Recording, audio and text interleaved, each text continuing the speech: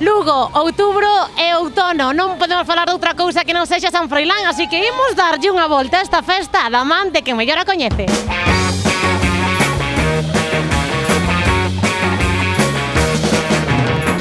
Rubén, Maite, como está indo San Froilán? Pois de momento está indo de maravilla, a pesar de que hoxe caen unhas pingas, é o único día que veo así algo de auga, que o resto tivemos un tempo fantástico. Que fixeche xa estes días, Maite? Ui, que non fixemos casi, porque a verdade é que non hai tempo nin horas o día suficiente se queres facelo todo, pois desde ir ás barracas a comer o pulpo, estar nos concertos das actividades do San Froilán miúdo, estuvemos na carpa de Traxandaina vendo os traxes e as artesás traballando, e bueno, hai moitas actividades, tamén tuvemos a sorte de que onte pola mañá pasou grupos de charangas e de gaiteiros ali por diante do Concello mentre estábamos traballando, a verdade é que... moitas actividades nestos días de festa que levamos. Bueno, din que a población lucense divídense en dúas, os que son da tómbola e os que son das barracas. De quenes somos aquí? Pois aquí somos un pouco de todo, creo, ¿no? Vamos o que podemos e o que o tempo nos dá, porque eso é o que levamos falando estes días, que vimos todo San Froilán, pero o tempo non nos quedou casi para nada ao final, non? Maite, de que prefires, unha volta nas barracas ou lanzar uns globos? Eu prefiro algo máis tranquilo, eu visito as tendas de artesanía, sempre compro algo, pois os artesáns que teñen postos aquí, sempre me nutro de folares e de bufandas para todo o ano, e incluso tamén dos calcetís estes que gordiños de cara ao inverno. Eu son máis de cousas máis miudiñas, a miñas emocións fortes, a verdade é que... Mellor que o experimenten outros, non? Sí, efectivamente. Bueno, como recordades o San Froilán de hai anos en comparación co San Froilán actual? Con que vos quedades de antes e con que vos quedades do de agora?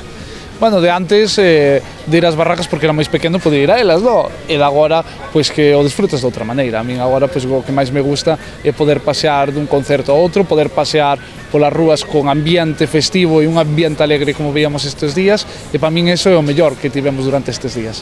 A ver, recordo que era o sitio onde nos encontrábamos todos, non? Ainda que non quedáramos, sempre nos encontrábamos nas barracas, nos concertos, nas verbenas. E agora, eu creo que é un pouco tamén eso, non? Que te volves a encontrar con amigos e coñecidos que a mellor en todo o ano non ves. E onde hai moito reencontro seguro é nos concertos. Imos falar agora de música.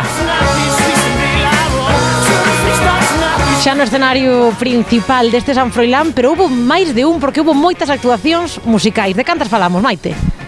Pois eu, se che digo a verdade, non sei cantas, que Fiches as contas xa. Perdín as contas, porque claro, é que cada concerto hai dous grupos actuando, hai os teloneiros e despois o do concerto. Todos os grupos teloneiros, que son grupos aquí de xente de Lugo, que tuveron tamén moitísima participación. É certo que cando se presentou o programa, pois foron bastantes as críticas que dicían, non, que só hai gaitas, non, Rubén, pero só hai gaitas. Só hai gaitas, eu ainda creo que só vin un día gaitas, non, a verdade é que este San Froilán ten esa esencia da festa tradicional na que te atopas foliadas pola rúa en todos os puntos, e logo temos grupos de todo tipo. Vimos grupos de rock como pode ser de Con dos, vimos a SES, que ela xa defínese por la mesma. Vai vir Don Patricio, que non sei quen é, pero... Vuelve, que ya tengo cambiada la casa, amplié la terraza, estoy pensando en mí, bebé. Lo arrasa absolutamente entre a xente nova. É ben importante poñerlle unha banda sonora a cada festa, poñerlle unha banda sonora neste caso ao San Froilán. Vou meter nun compromiso, ahora vou deixar a Rubén que sexa o que lle debe ventaxa para pensar. Maite, con que canción, con que banda sonora nos quedamos para este San Froilán? Bueno, eu como me gusta moito SES, e gustame moito unha canción, a de Derrubar os Balos, porque me parece que dice moito, pois eu quedaríame con esa. Pois eu quedome con Nao, que vamos ter este xoves, un grupo de rock galego que ademais se despide, deixan de actuar, e un dos seus últimos concertos vai ser precisamente aquí en Lugo, no San Froilán. Tanto SES como Nao poden vir os cativos, como non, a escoitar a música, porque é para todos os públicos, pero é certo que hai que ter tamén especial cuidado co futuro de Lugo, porque tamén tiveron as súas actividades. Imos ver agora, se vos parece, esa actuación de maxia do Mago Antous, no Merro. ¡Magia! E que pasou? Que casi le cortan la cabeza a mi padre. Casi con algo súper duro. El día de aparecer un conejo. Había un dibujo con una botella y lo cogió. El que se pone el señor en una caja y se le corta por aquí la cabeza. Pero, como te vai gustar esa? A ver se nos van matar. Es que me hace un poco de gracia. que os nenos e as nenas volvan a ocupar as rúas, que volvan a xogar nas rúas, que volvan a disfrutar do espacio público, porque ademais é o futuro que teñen as cidades. Pouco a pouco, bueno, pois tamén ides recuperando, como recuperades tamén a maxia na rúa, como recuperades tamén ese uso da rúa polos cativos, tamén recuperades outras tradicións, como por exemplo os pelúdez. Bueno, pois a idea foi pensando un pouco nos pregoeiros e a mí me pareceu importante recuperar unha parella, unha familia que era tan importante para o San Froilán e tamén para a xente de Lugo, non? Algo que sempre estuvo vinculado e que sempre estuvo aí metido na animación na rúa, pero que sempre como de uns segundos, non? Teñen 111 anos, número capicúa. Dice rápido, non? Dice rápido, dende 1908 aquí están entre nós, na nosa historia.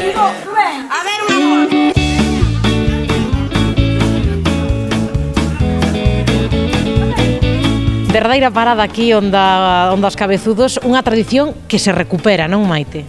Efectivamente, son estas figuras que estaban, bueno, moi gastadas, moi destrozadas, e que por fin este ano Marga Portomeño fixo a súa restauración e a verdade é que é un pouco impactante. Pois xa sabedes que eu todo o que falo sempre o levo o mundo do deporte, eu tamén sei que Rubén é ben deportista. Rubén, ti imaginaste aí dentro movendo pedazos cabezudos? Non, directamente. Imposible. Imposible. A verdade é que ten que ter unha técnica impresionante, non? Porque xa non é só cuestión de forza, é cuestión do equilibrio, de ter algo encima que che supera os 3 metros, pois ter que desplazarse con iso non debe ser nada doado. E máis se vai mal tempo, que algo que sempre soe acompañar o San Froilán, que de vez en cando cae unha tromba de auga, bueno, pois tamén un momento pois para poder vir aquí refugiarte e de paso ver os cabezudos, non? E os gigantes. Ainda que este ano estamos tendo unha sorte impresionante. A mala sorte só tivemos os da cadena Ser Radio Lugo, que o día que vimos gravar se nos pon a chover, Sí, é verdade que andaban movendo ali a mesa.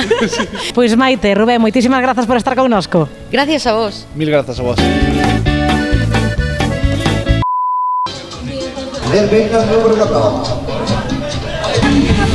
Así ou a perna pa aquí? No, como salga mejor,